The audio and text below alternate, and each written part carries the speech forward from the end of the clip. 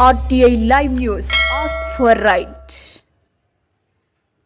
Building penalization scheme GO number 225 ప్రకారం August 31, 2025 ముందు నిర్మించిన భవనాలకు బీపీఎస్ కింద నవంబర్ 12, 2025 నుండి మార్చి 11, 2026 లోపు 10,000 రూపాయలు పీనలైజేషన్ ఫీజు కట్టి రెగ్యులరైజ్ చేసుకోవాలని, దీనివల్ల ఇంటి పన్నులో 100% అపరాధ రుసుము మినహాయింపు ఉంటుందని, ఇంకా పలు ప్రయోజనాలు ఉన్నాయని తెలిపారు. సమయం మించకుండా పీనలైజేషన్ చేసుకోవాలని Saluru municipal commissioner TT Ratnakumar, town planning అధికారి ఝాన్సీ తెలిపారు.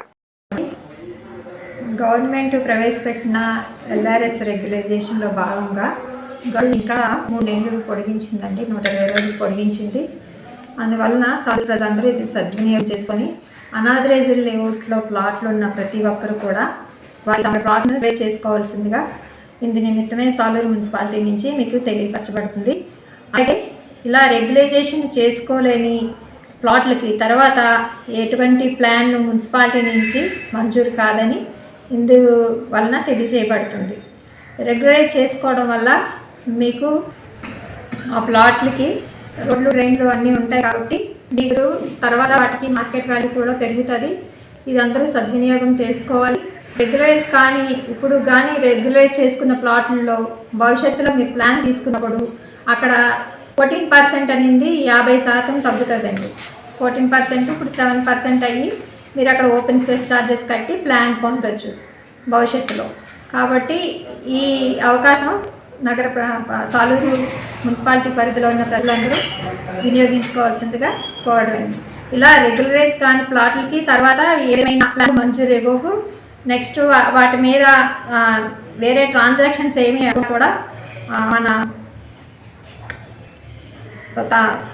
డిపార్ట్మెంట్ వారికి తెలియజేయబడుతుందని ఇందు నిమిత్తమే తెలియపరచబడింది. అందరికీ నమస్కారం అండి. ఇప్పుడు కొత్తగా మన రాష్ట్ర ప్రభుత్వం వారు జీవో నంబర్ 275లో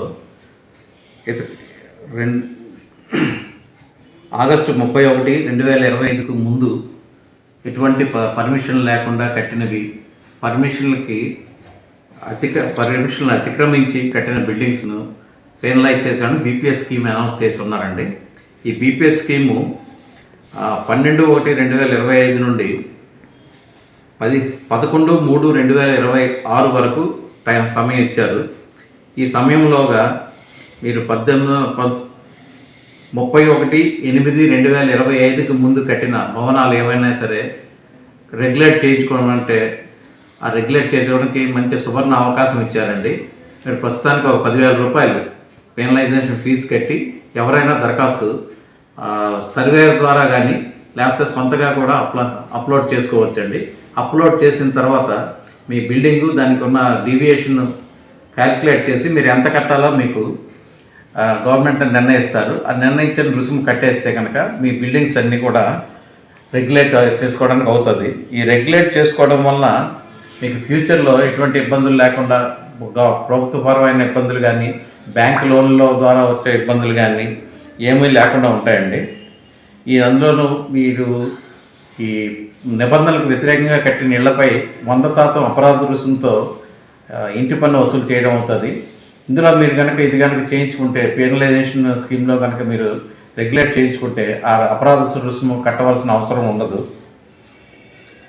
ఇందులో మనం 60 గజాలకు మీ లోపల ఉన్న ఇళ్ళు ఏవైతే ఉన్నాయో వాటికి గవర్నమెంట్ వారు ఎగ్జామ్షన్ ఇచ్చారండి. దానికి బీపీఎస్ అక్కర్లేదు. 60 గజాల లోపల ఉన్న ఆల్రెడీ నిర్మించిన భవనాలకి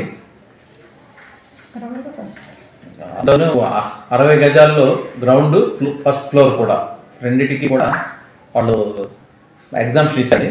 అలాగే 97 సంవత్సరంలో ముందుగా నిర్మించిన భవనాలకి పెనలైజేషన్ స్కీమ్లో 25%, మళ్ళీ మన స్లమ్ ఏరియాస్లో నోటిఫైడ్ స్లమ్ ఏరియాలో కట్టిన భవనాల్లో పెనలైజేషన్లో ఫీజులో 50% రాయితీ ప్రకటించారు.